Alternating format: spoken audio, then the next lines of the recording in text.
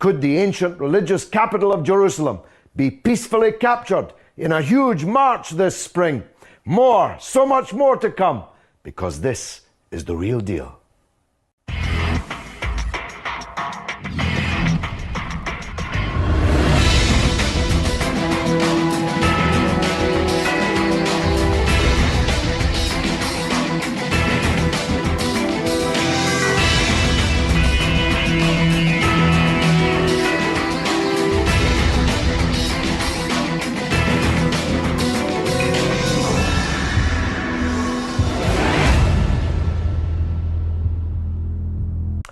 This coming March, hundreds of thousands of activists, maybe even 1 million, will muster along the Palestinian borders with Jordan, Egypt, Syria and Lebanon before attempting a peaceful march to Jerusalem.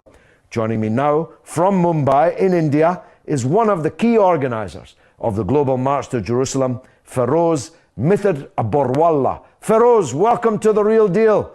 I understand that some of your people have already left India for Palestine. Tell me the plans, my friend. No, George, no one's left India, but we are all in the phase of working for the Global March to Jerusalem, as we've called it.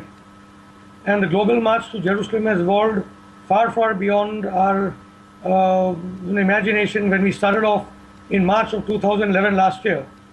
After we got back from the Gaza convoy, the first ever Asian collective convoy of 17 Asian countries, the Arab Spring broke out.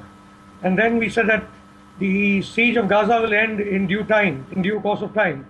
But we need to start working on another major project, and Jerusalem is what we arrived at. And then the plans evolved. We spoke with Arab friends, we spoke with people like you in Europe, in America, in Canada, in Australia, but with our key friends in the Arab world, and they all loved the idea. Because even our friends in Gaza were getting bombed, said that, listen, we are getting bombed with helicopter gunships. But at the same time, we can see that we are losing Jerusalem. What form is it going to take in all these countries with a border with what they call Israel? Are you going to gather in the capital cities and march towards the borders, or what? Yes, George, right now the consensus is, and the plans are still unfolding. But at this time, the first objective of the global march to Jerusalem is to raise the global consciousness, the political consciousness, on the centrality of Jerusalem, and for people to march from every nation of the world, from every continent of the world. So on the 30th of March, which is the Palestine Land Day, it also happens to be a Friday, and Friday is not dangerous for the Arab dictators and the monarchs. So we plan to come from London to the Arab world, from Delhi to Jordan, from Morocco to Egypt, and we stand, I believe, at least 1 million people from Egypt, Jordan, Lebanon and Syria, and it could even be 1 million within Palestine. And all we are saying is something very simple, that we want to go to Jerusalem to pray.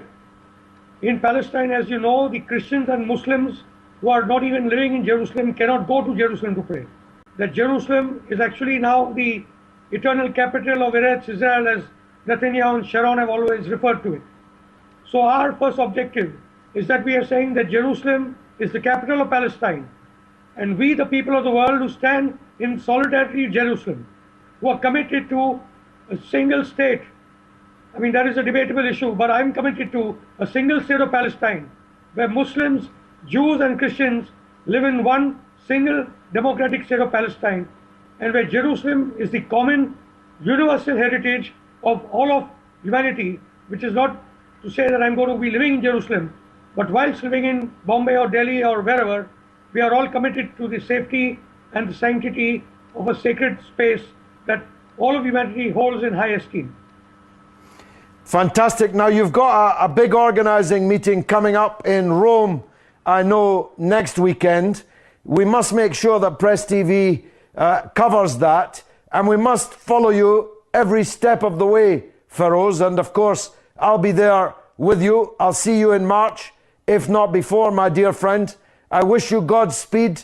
I wish safety on all those who are in this global march on Jerusalem. It's absolutely right what you're doing, placing Jerusalem at the center of this cause and the right of the Palestinians to return to Jerusalem and to their country, their homes. And you and I will be working closely on that. Feroz in India for the time being, thank you. Sadly, that's all we've got time for once more. God willing, I'll be here next week at the same time in the same place. I've been George Galloway. You've been a marvellous audience.